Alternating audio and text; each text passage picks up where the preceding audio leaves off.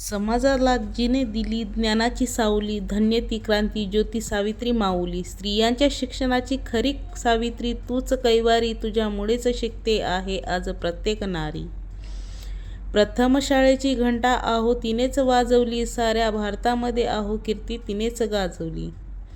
ही तीच जागा जिथे महात्मा ज्योतिबा फुले आणि सावित्रीबाई फुले सोबत राहिले. हा तोच वाडा जिथून बहुजनांच्या पायातील जातीभेद आणि गुलामगिरीच्या बेड्या तोडण्याचा प्रयत्न झाले.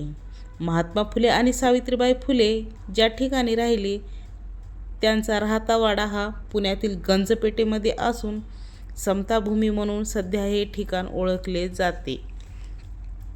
मित्रांनो, महात्मा ज्योतिबा फुले आणि क्रांती ज्योती सावित्रीबाई फुले यांचा जो वाडा आहे हा गंजपेठेमध्ये. या वाड्याला 2 ते 3 प्रवेशद्वार आहेत आणि ज्या ठिकाणी ते वास्तव्यास होते, जेथून अस्पृश्यता निवारण, जातीभेद निर्मूलन, गुलामगिरीसह जे काही होते महात्मा फुले सावित्रीमाईने केले होते. ही पवित्र अशी ही भूमी आहे जिथे इथून खऱ्या अर्थाने समतेची सुरुवात झाली, जिथून खऱ्या अर्थाने माणसाला माणूस म्हणून जगता यावं याची सुरुवात झाली.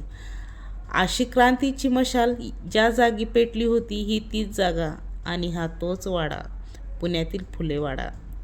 जातीभेदाच्या भिंती पाडून टाकणाऱ्यासाठी स्त्रिया आणि अस्पृश्यांना समाजाच्या मुख्य प्रवाहात आणण्यासाठी ज्यांनी पुण्यामध्ये मुलींची पहिली शाळा सुरू केली, बालविवाह विरोध केला, विधवांच्या पुनर्विवाहाचा क्रांतिकारी निर्णय घेतला, विधवा केश बंद करण्यास कराडू विरोध केला, दलितांवर होणाऱ्या अत्याचाराला ज्यांनी वाचना फोडली, असे थोर समाजसुधारक, विचारवंत लेखक महात्मा ज्योतिबा फुले आणि क्रांती सावित्रीमाई फुले यांचे वास्तव्य असलेला हा फुलेवाडा. या सृष्टीवरती जन्माला तर प्रत्येक माणूस म्हणून आला, यातील काहींना माणूस म्हणण्याचा हक्कच नाकारला होता. माणसाला माणूस समतेने जगता यावं म्हणून अस्पृश्यांचे समजणाऱ्या जाणाऱ्या समाजाचा उद्धार व्हावा, जातीभेद, अंधश्रद्धा आणि कर्मकांडांच्या बेड्यामधून ज्यांनी मुक्त बाहेर पडावं म्हणून यासाठी महात्मा फुले आणि सावित्रीमाईंनी याच ठिकाणाहून समाजाची क्रांती आणि मशाल हाती घेतली. या वाड्याला 1972 साली राज्य संरक्षित वारसा स्थळ म्हणून घोषित करण्यात आला आहे. गेल्या कित्येक वर्षापासून महाराष्ट्र सरकारच्या राज्य पुरातत्व विभागाकडून या वास्तूची देखभाल केली जाते. सोमवार वगळता इतर सर्व दिवशी सकाळी 10:30 ते संध्याकाळी 5:30 या वेळेमध्ये हा स्मारक सर्वांसाठी पाहण्याला खुले असते.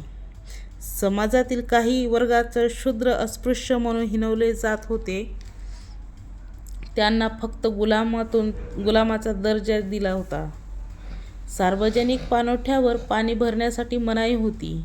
अशा लोकांसाठी महात्मा फुले आणि सावित्रीमाईंनी स्वतःच्या घरात विहीर पाणी देण्यासाठी खुली केली. त्या काळी हा खरा तर खूप मोठा क्रांतिकारी निर्णय होता, कारण जिथे अस्पृश्यांना पाणवठ्यावर पाणी भरू दिले जात नव्हते, त्याचा स्पृश्य देखील विटाळ मानला जात होता.